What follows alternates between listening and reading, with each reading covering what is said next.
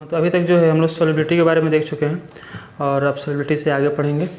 तो सुनो देखिए कि सॉल्युबिलिटी क्या होता है। तो किसी भी जो सॉल्वेंट दिया हुआ है, कोई भी जो गिवन अमाउंट ऑफ सॉल्वेंट है, उसमें पार्टिकुलर टेम्परेचर पे जितना सॉल्यूट मिल सकता है उसी को हम क्या कहते हैं, सॉल्युबिलिटी कहते हैं।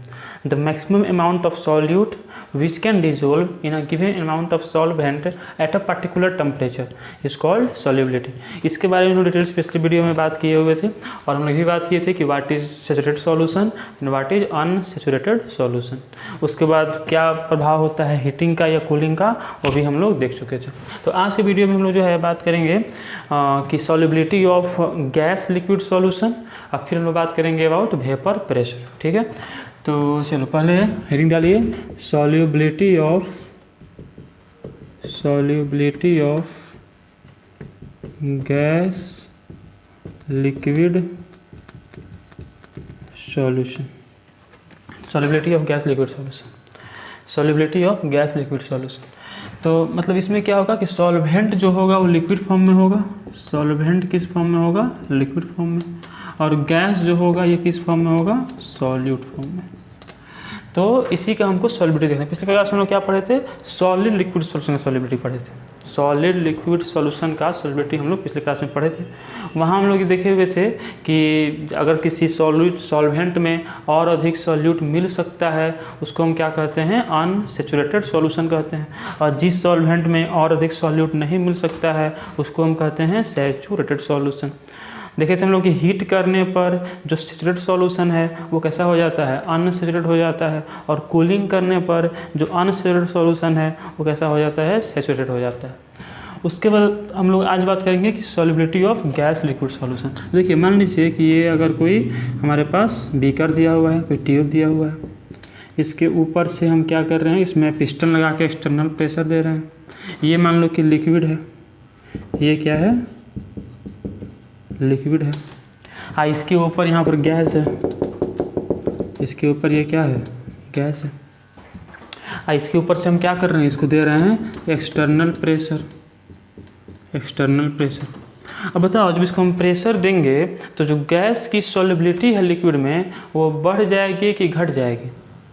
प्रेशर देने पर गैस की सॉल्युबिलिटी लिक्विड में बढ़ जाएगी कि घट जाएगी। देखो जब हम प्रेशर देंगे तो पिस्टन नीचे आएगा, पिस्टन नीचे आएगा, मान लो कि पिस्टन यहाँ तक आ गया, ठीक है। अब यहाँ तक आया तो यहाँ से जो गैस है वो नीचे आया, तो लिक्विड में जो सॉल्युबिलिटी है गैस का वो बढ़ गया कि घट गया, बढ़ गया, क्योंकि पहले यहाँ तक था गैस, अब ये गैस नीचे आकर इसमें मिल गया। मतलब कि प्रेशर लगाने से जो गैस की सॉल्युबिलिटी होती है लिक्विड में वो क्या हो जाती है, बढ़ जाती है। मतलब by applying pressure the solubility of gas in liquid increases. मान लो कि इसके ऊपर, इसमें मान लो कि इसमें जो अमाउंट ऑफ गैस है लिक्विड में वो मान लो m है, ठीक है, और जो प्रेशर लगाया गया वो मान लो p है। तो P is proportional to M। मतलब जिससे जैसे हम प्रेशर बढ़ाएंगे वैसे वैसे जो मास है गैस का वो भी क्या होते जाएगा, बढ़ते जाएगा। P is proportional to M। इसी को बोला जाता है हेनरीज लॉ। इसको क्या कहते हैं, इसको कहते हैं हेनरीज लॉ, हेनरी का नियम। हेनरीज लॉ क्या है कि external pressure applied over the liquid is directly proportional to the amount of gas dissolve in the liquid.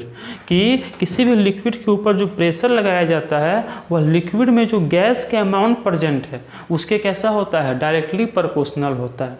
मतलब कि अगर मान लो लगाया हुआ प्रेशर P है और अमाउंट ऑफ गैस क्या है, M है, तो both are directly proportional to each other.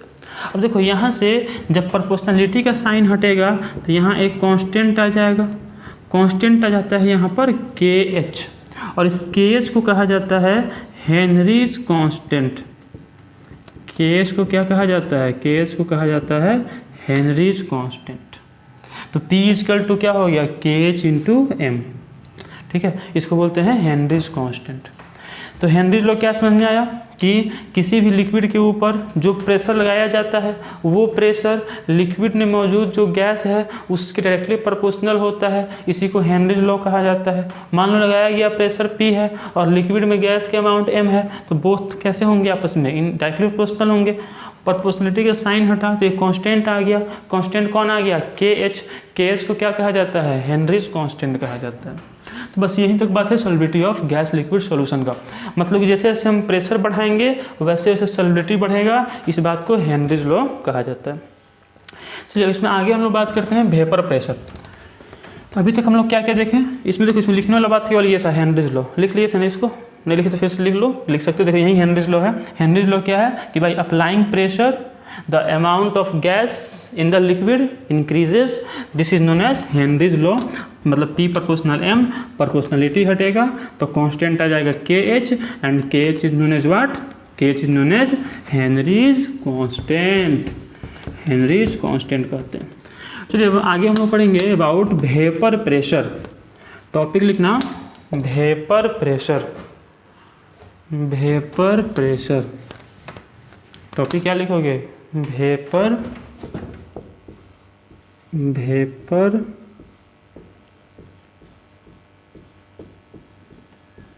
Pressure. देखो वेपर प्रेशर क्या होता है, मान लीजिए ये हमारे पास कंटेनर है जिसमें लिक्विड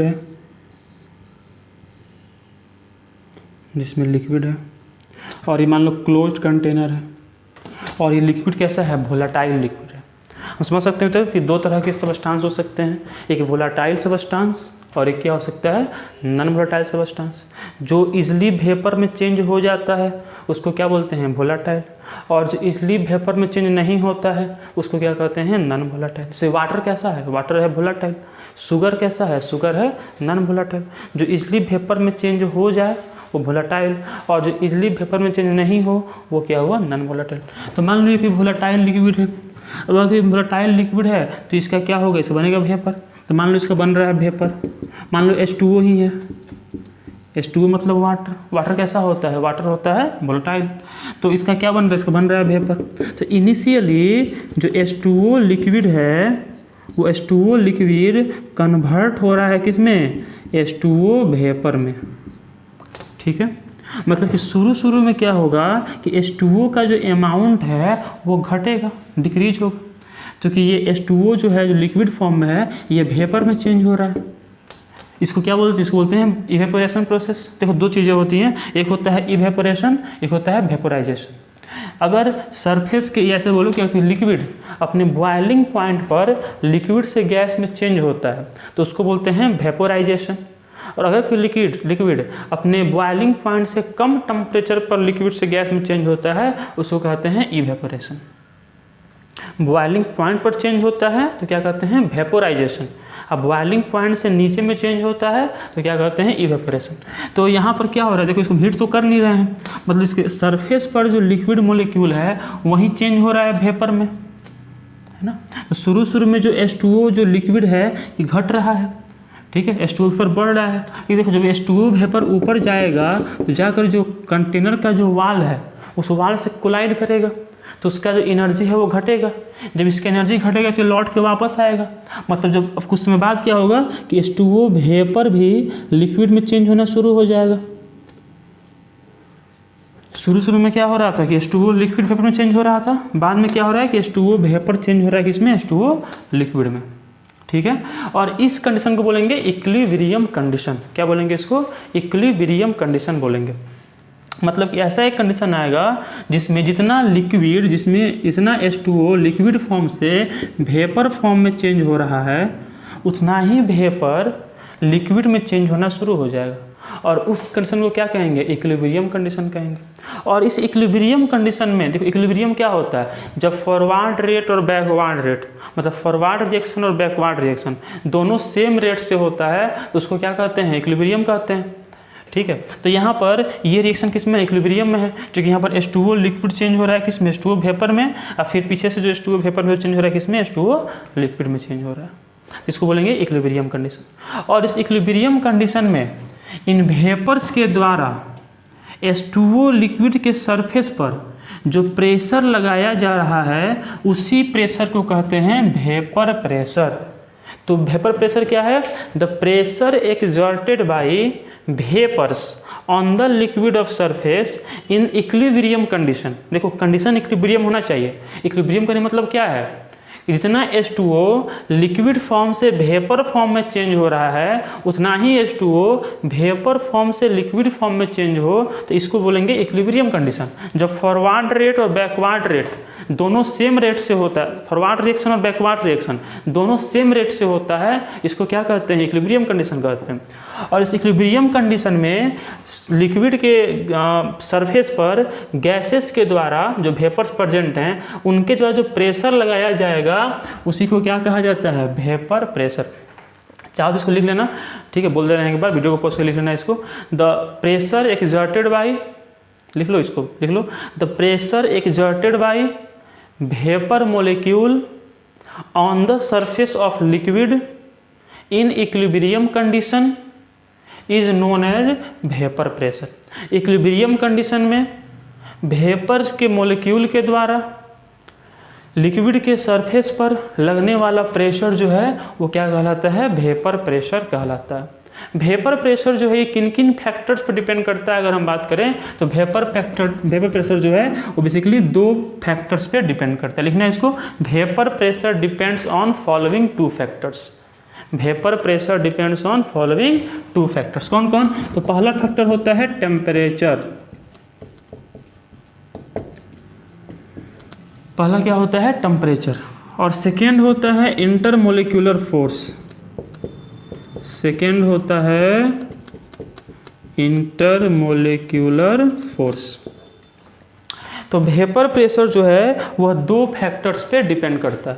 पहला फैक्टर क्या है? टेम्परेचर। दूसरा फैक्टर क्या है? Intermolecular force. देखो, टेम्परेचर को हम बढ़ाएंगे तो बताओ कि वेपर प्रेशर बढ़ेगा कि घटेगा? बोलो, अगर टेम्परेचर हम बढ़ाएंगे तो वेपर प्रेशर इंक्रीज होगा कि डिक्रीज होगा? देखो, टेम्परेचर को बढ़ाने से वेपर फॉर्मेशन का रेट बढ़ जाएगा। वेपर फॉर्मेशन का रेट अगर बढ़ जाएगा तो अधिक से अधिक वेपर बनेंगे, तो जो वेपर प्रेशर है वो भी क्या हो जाएगा? बढ़ जाएगा। मतलब टेम्परेचर बढ़ाने से वेपर प्रेशर क्या हो जाएगा? बढ़ जाएगा। क्योंकि टेम्परेचर बढ़ाने से क्या होगा कि जो रिएक्शन है वो फॉरवर्ड जरा शिफ्ट कर जाएगा, है ना। मतलब H2O लिक्विड ज़्यादा चेंज होगा H2O वेपर में तो फॉरवर्ड शिफ्ट कर जाएगा, तो उससे क्या होगा कि ज़्यादा से ज़्यादा बनेगा वेपर। और जब अधिक वेपर बनेगा तो वेपर जो है अधिक से अधिक क्या लगाएगा? इस पर प्रेशर लगाएगा। मतलब कि टेम्परेचर, हम कह सकते हैं कि temperature is directly proportional to vapour pressure. लिखना डैश देखो, as we increases temperature the vapour pressure also increases. जैसे जैसे हम टेम्परेचर को बढ़ाते हैं जो वेपर प्रेशर है वो भी क्या होते जाता है? बढ़ते जाता है। तो फर्स्ट क्या हुआ? फर्स्ट हुआ टेम्परेचर। सेकेंड है इंटरमोलिक्यूलर फोर्स। जैसे कि मान लो कि अगर एक तरफ वाटर रखा हुआ है और एक तरफ पेट्रोल रखा हुआ है, बताओ दोनों में से किसका वेपर ज़्यादा बनेगा? वाटर का या फिर पेट्रोल का? अगर एक तरफ वाटर रखा हुआ है और एक तरफ पेट्रोल रखा हुआ है तो किसका वेपर अधिक बनेगा? वाटर का या फिर पेट्रोल का? निश्चित जो पेट्रोल है उसका, क्योंकि पेट्रोल जो है वो अधिक वोलेटाइल है वाटर के कंपेरिजन में। अधिक वोलेटाइल है तो पेट्रोल इजीली वेपर में चेंज होगा, है ना। तो यहाँ पे डिफरेंस किस चीज़ का है? डिफरेंस है इंटरमोलिक्यूलर फोर्स का। क्योंकि जो पेट्रोल है उसके जो मोलिक्यूल्स हैं उसमें जो इंटरमोलिक्यूलर फोर्स है वो बहुत कमज़ोर फोर्स है, इसलिए वो ईजिली जो है वेपर में चेंज हो जा रहा है। क्योंकि अगर हम H2O की बात करें तो H2O के केस में ऐसा नहीं है। H2O के केस में क्या है? H2O के केस में जो है मोलिक्यूल्स जो है थोड़ा सा टाइटली बाउंडेड है, इसलिए उनका जो है वेपर बनना थोड़ा सा मुश्किल है। मतलब हम कह सकते हैं कि intermolecular force is inversely proportional to vapour pressure. Temperature is directly proportional to vapour pressure and intermolecular force is inversely proportional to vapour pressure. Vapour pressure क्या है? The pressure exerted by vapor on the surface of liquid in the equilibrium condition is known as vapor pressure. It depends on 2 factors. One is temperature and second is intermolecular force. As we increases the temperature, the vapor pressure increases, and as we increases the intermolecular force, as the more the intermolecular force between the molecules of the component, lesser the vapor pressure. ठीक है, एकदम simple चीज़ है, समझ गए होंगे मेरे ख्याल से इसको। अभी तक वेपर प्रेशर समझे हम। अभी तक हम क्या क्या देखें? हेनरीज लॉ देखें। हेनरीज लॉ क्या होता है? तो pressure exerted is directly proportional to amount of gas in the liquid is called Henry's law. ठीक है, उसके बाद हम लोग क्या पढ़े कि व्हाट इज वेपर प्रेशर। तो in the equilibrium condition the pressure exerted by vapor molecule on the surface of liquid is known as vapor pressure. It depends on how much factors? It depends on two factors. First is temperature, second is intermolecular force. Temperature जो होता है वो vapour pressure कैसे होता है? Directly proportional होता है. और इंटरमोलिकुलर जो होता है वेपर प्रेशर के इन्वर्सली प्रोपोर्शनल होता है. ठीक है. अब इसी में जो है हम लोग एक दो चीज़ पढ़ते हैं, फिर हम लोग जो हमारा मोस्ट इंपॉर्टेंट चीज़ है वो पढ़ेंगे, जो कि है राउट्स लॉ. उसके पहले एक चीज़ जान लेते हैं जो कि आप मेरे ख्याल से 11वीं क्लास में भी पढ़े होंगे, और नहीं पढ़े तो एक बार समझ लो. यहाँ पे पढ़े ही होंगे, अगर 11वीं क्लास पढ़े होगे जरूर पढ़ोगे. इसको बोलते हैं Dalton's law of partial pressure. Topic लिखिएगा डाल्टन्स लॉ ऑफ, टॉपिक लिखिएगा Dalton's law of partial pressure. Dalton's law of partial pressure. सिर्फ समझो कि पार्शियल प्रेशर क्या है. तो मान लीजिए एक कंटेनर है, इस कंटेनर में मान लो कि 3 गैस है, ए है, बी है और सी है. कोई कंटेनर है, कंटेनर में कितना गैस है? 3 गैस है. कौन कौन? ए, बी और सी. मान लो कि ए का जो प्रेशर है, ए जो प्रेशर लगा रहा है ये पी ए, बी जो प्रेशर लगा रहा है ये पी बी, और सी जो प्रेशर लगा रहा है. देखो जो भी गैस मॉलिक्यूल होते हैं उनकी प्रॉपर्टी होती है कि गैस मॉलिक्यूल्स जहाँ भी होते हैं अपने चारों तरफ प्रेशर एग्जर्ट करते हैं. ठीक है. This is property of gases molecule कि they exerts pressure in each and every direction. तो ये मान लो 3 गैस ए बी सी है जो किसी कंटेनर में क्लोज है. 3 गैस का मिक्सचर है. 3 गैस कौन कौन है? ए, बी और सी. तो तीनों गैस का प्रेशर होगा कुछ ना कुछ. तो तीनों गैस का प्रेशर अलग अलग ना होगा. जो तीनों गैस अलग अलग, मान लो अगर एक हाइड्रोजन होता, एक नाइट्रोजन होता, एक ऑक्सीजन होता, तीनों अलग अलग गैस हैं, तो तीनों का जो प्रेशर एग्जर्ट होता वो भी अलग अलग होता. तो मान लो ए का प्रेशर क्या हुआ? पी ए, बी का प्रेशर क्या हुआ? पी बी, और सी का प्रेशर क्या हुआ? P C. ठीक है. तो गैस के मिक्सचर में किसी एक गैस के द्वारा जो प्रेशर लगाया जाता है उसी को पार्शियल प्रेशर कहा जाता है. मतलब पी ए को हम क्या बोलेंगे? ए का पार्शियल प्रेशर. पी बी को क्या बोलेंगे? बी का पार्शियल प्रेशर. पी सी को क्या बोलेंगे? सी का partial pressure. And what is partial pressure? The pressure exerted by, लिख लो इसको, लिख रहे ना पार्शियल प्रेशर लिखना. The pressure exerted by single gas या an individual gas in the mixture of gases is known as partial pressure. मतलब कि गैस के मिक्सचर में किसी एक गैस के द्वारा लगाया गया प्रेशर क्या कहलाता है? पार्शियल प्रेशर कहलाता है. ऐसे कि मान लो कि अगर इस रूम में, जैसे मान लो आप इस रूम में बैठे हुए हैं, उस रूम में मान लीजिए कि 3 गैस है, हाइड्रोजन, नाइट्रोजन, हालांकि बहुत सारे गैसेस होते हैं, लेकिन मान लो कि 3 गैस है, हाइड्रोजन है, नाइट्रोजन है, ऑक्सीजन है. अब तीनों गैस जो है वो उस रूम के वाल पे या रूम में जो भी चीज़ें रखी हुई हैं उस पर कुछ ना कुछ प्रेशर एग्जर्ट करता होगा. तो मान लो हाइड्रोजन एग्जर्ट कर रहा है 2 पास्कल का प्रेशर, ऑक्सीजन एग्जर्ट कर रहा है 5 पास्कल का प्रेशर, नाइट्रोजन एग्जर्ट कर रहा है 4 पास्कल का प्रेशर. तो ये जो 2, 4, 5 जो पास्कल का प्रेशर है जो गैस के मिक्सचर में किसी इंडिविजुअल गैस द्वारा लगाया जा रहा है, इसी को क्या कहते हैं? पार्शियल प्रेशर कहते हैं. तो पार्शियल प्रेशर क्या होता है? The pressure exerted by any gas in the mixture of gases is known as partial pressure. अब देखो डाल्टन ने क्या बोला. डाल्टन ने ये बोला कि ये मान लीजिए एक कंटेनर है, इसमें 3 गैस ए, बी और सी है, और मान लो कंटेनर के वाल पे लग रहा है, कंटेनर के वाल पे जो टोटल प्रेशर लगेगा वह जितने भी कंपोनेंट प्रेजेंट हैं उनके पार्शियल प्रेशर के सम के इक्वल होगा. मतलब कि P total is equal to PA plus PB plus PC. This is Dalton's law of partial pressure. लिख लेना, इसको बोल रहे हैं द टोटल, तो लिख देते हैं यहाँ पे द टोटल प्रेशर. क्या लिख रहे हैं ये? Dalton's law of partial pressure क्या है वो लिख रहे हैं. The total pressure exerted on the wall of container is equal to the sum of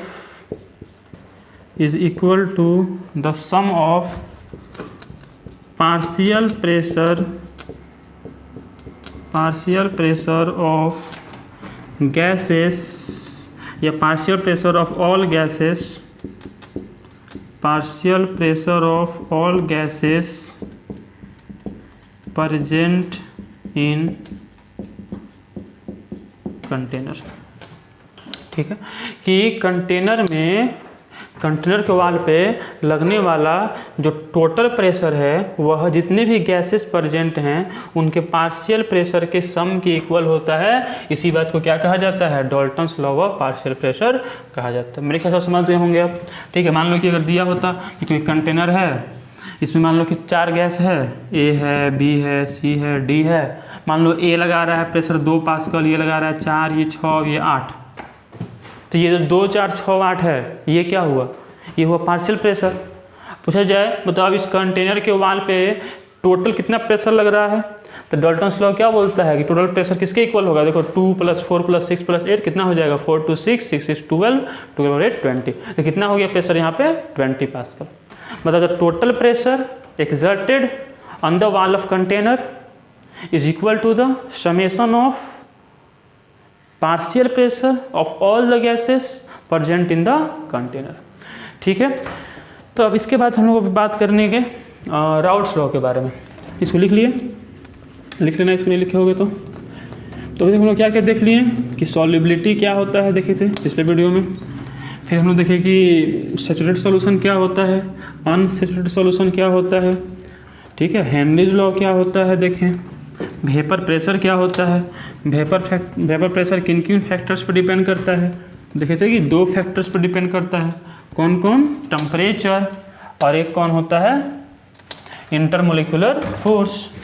फिर हम देखें कि जो Dalton's law of partial pressure क्या होता है। चलिए अब हम लोग देखते हैं राउट्स लॉ क्या होता है। राउट्स लॉ ROULT, देख लेना स्पेलिंग में थोड़ा सा मिस्टेक लगता होता। ठीक है, राउट्स लॉ। देखो राउट्स लॉ क्या होता है। देखो राउट्स लॉ क्या है, तो राउट्स लॉ अगर देखा जाए तो मान लो कि ये कोई कंटेनर है। ठीक है, मान लो ये कंटेनर है, उस कंटेनर में जो है,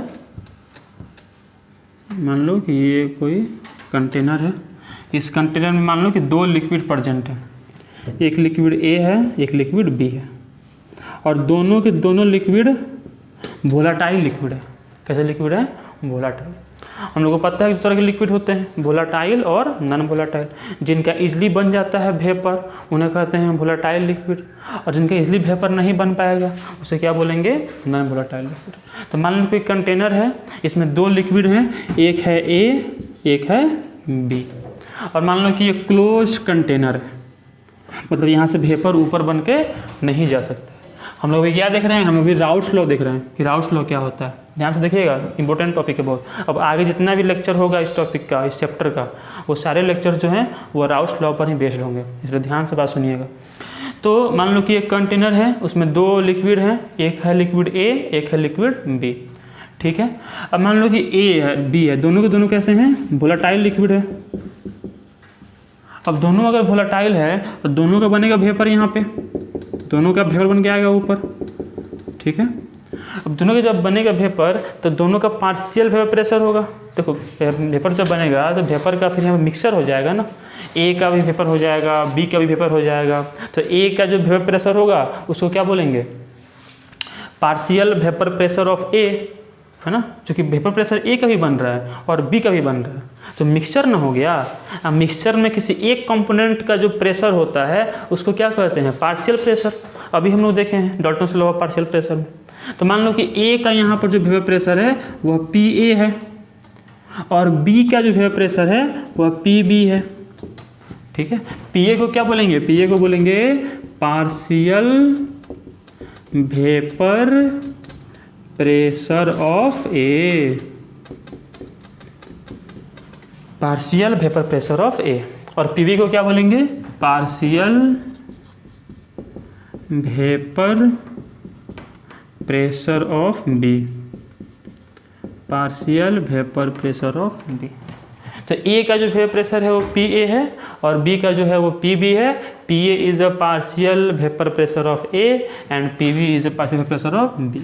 अब मान लो कि इस सॉल्यूशन में ए का जो मोल फ्रैक्शन है वह जाइल ए है, ठीक है, मोल फ्रैक्शन सिंबल क्या होता है, जाइल, हम लोग पढ़ चुके हैं पिछले वीडियो में। और बी का जो मोल फ्रैक्शन है वो जाइल बी है, ठीक है। अब निश्चित है कि इसमें से एक कम होगा ज़्यादा होगा, क्योंकि हम लोग बात कर रहे हैं सॉल्यूशन का। अब हम बोले थे कि पूरे चैप्टर में जब भी हम सॉल्यूशन बोलेंगे दैट मीन्स बाइनरी सॉल्यूशन, और बाइनरी सॉल्यूशन में भी एक कंपोनेंट ज़्यादा रहेगा, एक कंपोनेंट कम रहेगा। जो कंपोनेंट ज़्यादा होता है दैट इज़ कॉल्ड सॉल्वेंट, और जो कम होता है उसको क्या कहते हैं, सॉल्यूट कहते हैं, ठीक है। तो यहाँ पर मान लो कि जाइल ए और जाइल बी मोल फ्रैक्शन है ए और बी का, कोई एक ज़्यादा है कोई एक कम, उससे हमको मतलब नहीं है। तो राउट्स लॉ क्या कहता है, देखो राउट्स लॉ ये कहता है कि जो पार्शियल वेपर प्रेशर है वह सॉल्यूशन में कंपोनेंट के मोल फ्रैक्शन के डायरेक्टली प्रोपोर्शनल होता है। मतलब कि मान लो कि ए का जो पार्शियल वेपर प्रेशर है वो पी ए है, और ए का जो मोल फ्रैक्शन है वो क्या है, जाइल ए है। तो P A is proportional to जाइल A, this is Raoult's law. बस यही है राउट्स लॉ कि P A is proportional to जाइल A, where P A is what, P A is the partial vapour pressure of A, and what is जाइल A, जाइल A is the mole fraction of A. वैसे ही अगर हम B के बारे में भी बात करें तो P B is proportional to जाइल बी, कि partial vapour pressure of B is proportional to mole fraction of component B. देखो यहाँ पर जब प्रोपोर्शनलिटी का साइन हटेगा तो एक कांस्टेंट आएगा, यहाँ भी आएगा और यहाँ भी आएगा। तो यहाँ पर भी एक आएगा कांस्टेंट, तो ये हो गया पी नॉट ए, कांस्टेंट आया। और यहाँ भी जब कांस्टेंट हटेगा तो एक कांस्टेंट आएगा, तो कांस्टेंट आ गया पी नॉट बी, जाइल बी। यहाँ पर पी नॉट ए को बोलते हैं vapour pressure of component A in pure state. देखो पी नॉट ए और पी नॉट बी क्या है, पी नॉट ए है वेपर प्रेशर ऑफ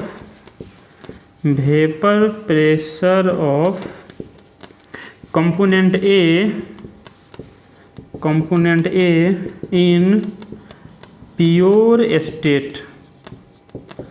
वैसे ही पी नॉट बी क्या है, तो वही बात है, vapour pressure of component be in pure state. P not A हो गया ए का, पी नॉट बी, समझ रहे हो बात को, देखो थोड़ा कन्फ्यूजन हो रहा है, ध्यान से समझो, सब समझ आ जाएगा। तीन बातें हैं, P A, P not a, जाइल ए के बारे में। वैसे ही बी के बारे में तीन बातें हैं, कौन कौन, पी बी, जाइल बी, पी नॉट बी। जाइल ए और जाइल बी क्या समझ रहे हैं, mole fraction of A and mole fraction of B. अब सॉल्यूशन है तो कुछ ना कुछ मोल फ्रैक्शन ए का होगा, कुछ ना कुछ मोल फ्रैक्शन किसका होगा, बी का होगा। तो ए का मोल फ्रैक्शन, बी का मोल फ्रैक्शन, जाइल ए और जाइल बी, समझ रहे हैं, ठीक है। अब दोनों में दोनों कुछ ना कुछ वेपर प्रेशर होगा। तो मान लो कि ए का वेपर प्रेशर पी ए है और बी का वेपर प्रेशर क्या है, पी बी है। अब तो दोनों का मिक्सचर है तो पी ए को क्या बोलेंगे, partial vapour pressure of A, और पीबी को क्या बोलेंगे, partial vapour pressure of B, ठीक है। मान लो कि प्योर स्टेट में, मतलब कि जब ए सिंगल था, जब ए बी के साथ मिला हुआ नहीं था, जब ए और बी का मिक्सचर नहीं था, उस समय ए का जो वेपर प्रेशर है वो मान लो पी नॉट ए था। सिमिलरली जब बी भी कहीं मिला हुआ नहीं था, जब बी भी कैसा था, सिंगल था, उस समय बी का जो वेपर प्रेशर है वो क्या था, पी नॉट बी, ठीक है। इतना समझ में आया। पी ए क्या है, partial vapour pressure, P not a क्या है, vapour pressure in pure state, और जाइल क्या है, मोल फ्रैक्शन। अब राउट्स लॉ पे, राउट्स लॉ क्या कहता है कि partial vapour pressure of any component, अगर नहीं लिखे हो तो अभी लिख लेना, वीडियो को पॉज करके लिख लो इसको।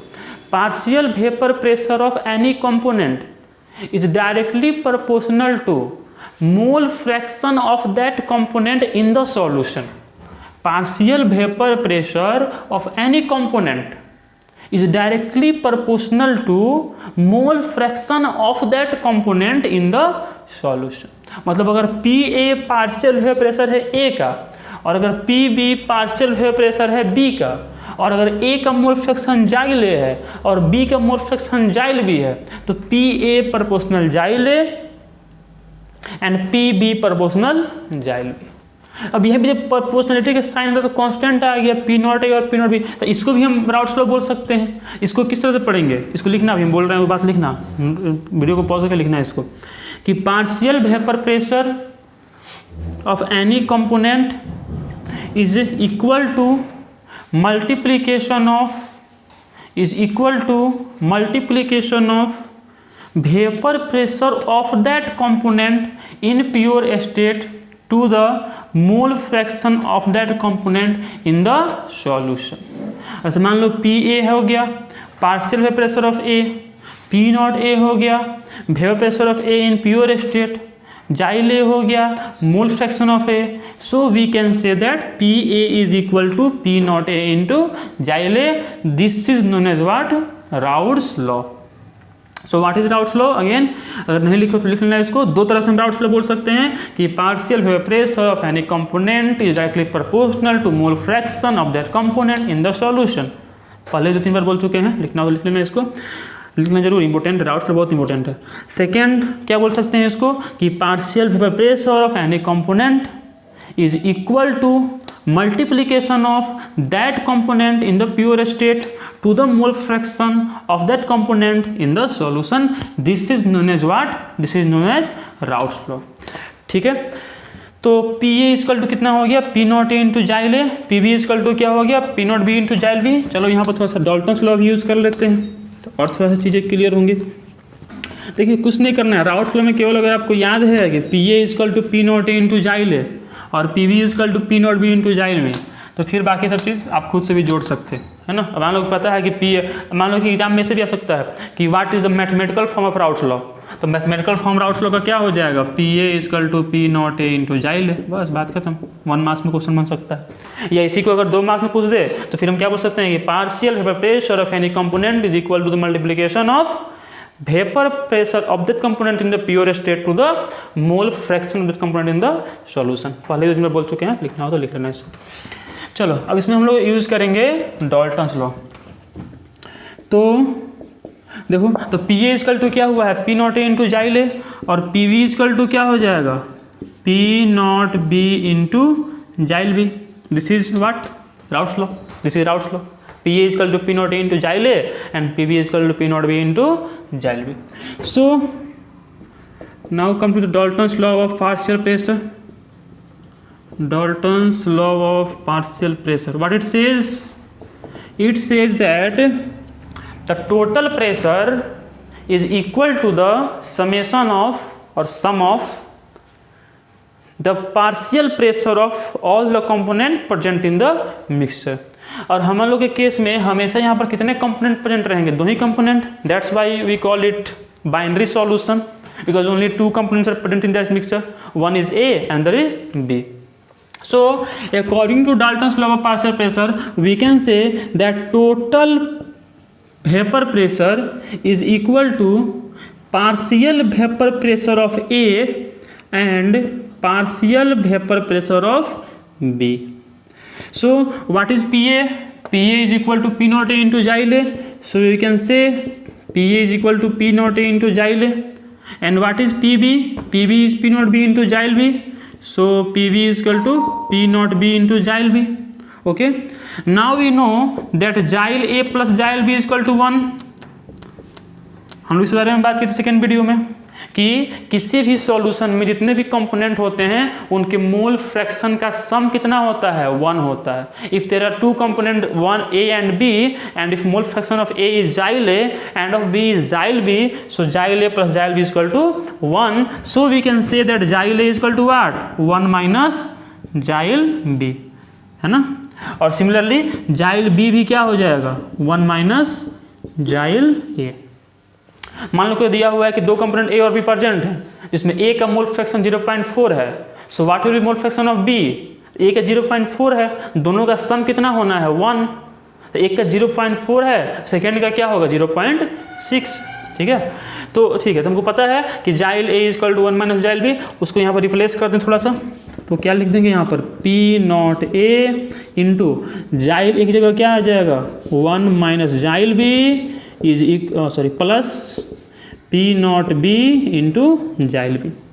यहाँ से इसको मल्टीप्लाई करेंगे तो लिख सकते हैं P not A minus P not A into जाइल बी क्या हो जाएगा, पी नॉट ए इंटू जाइल B plus P not be into जाइल बी। तो ये कितना हो गया, पी नॉट ए माइनस यहाँ पर जाइल बी को कॉमन ले लेंगे तो कितना हो जाएगा बोलो, जाइल बी कॉमन हो गया तो ये प्लस में है पी नॉट बी और माइनस में है ये P not A. So this is the derivation of total pressure और you can say total vapour pressure is equal to P not A minus जाइल B into P not B minus P not A. देखो यहाँ पर हम क्या किए हैं कि जाइल ए को जाइल बी में चेंज किए हैं।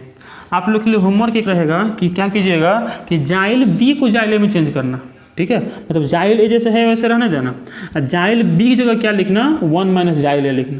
जब लिखोगे तो बताते हैं लास्ट में क्या आएगा, लास्ट में आएगा P total is equal to P not B minus जाइल A into P not A minus P not B. तो ये आएगा, आपको ये लाना है खुद से करके, नहीं तो याद रखो इससे भी बात हो जाएगा।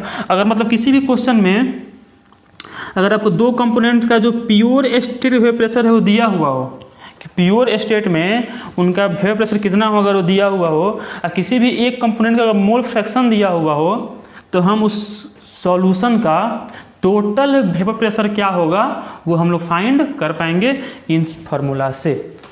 तो अभी तक हम लोग क्या क्या देखें, हम लोग देखेंगे कि सॉल्युबिलिटी क्या होता है, फिर देखें कि हेनरीज लॉ क्या होता है Henry's law, P proportional M और P is equal to KH into M where KH is known as what, Henry's constant. फिर हम लोग बात किए थे about solubility of solid liquid solution, जिसमें हम लोग बात किए कि what is saturated solution and what is unsaturated solution. फिर हम लोग बात किए solubility of gas liquid solution, जिसमें हम लोग की हेनरीज लॉ के बारे में बात किए। फिर हम लोग बात किए about vapour pressure, vapour pressure क्या होता है, the pressure exerted by the vapour on the surface of liquid in the equilibrium state is known as vapour pressure. And on which factors it depends? It depends on two factors. One is temperature and second is intermolecular force. More the temperature, more the vapor pressure, and more the intermolecular force, less the vapor pressure. फिर हम लोग बात किए Dalton's law of partial pressure. Partial pressure क्या होता है, तो किसी भी गैस के मिक्सचर में, ठीक है, किसी भी एक गैस के द्वारा, इंडिविजुअल गैस के द्वारा जो प्रेशर एक्सर्ट किया जाता है that is known as partial pressure. और डाल्टन ने क्या बोला कि total pressure exerted on the wall of container is equal to the summation of the partial pressure of all the component present in the mixture.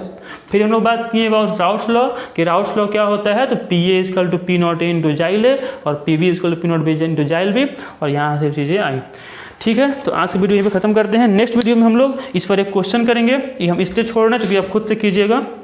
इस पर 1-2 question board में भी आया है और एनसीईआरटी में भी 2 क्वेश्चन इस पर दिया हुआ है इस फार्मूला पे, इसको आप कीजिएगा, नहीं तो नेक्स्ट क्लास में हम करेंगे इसको।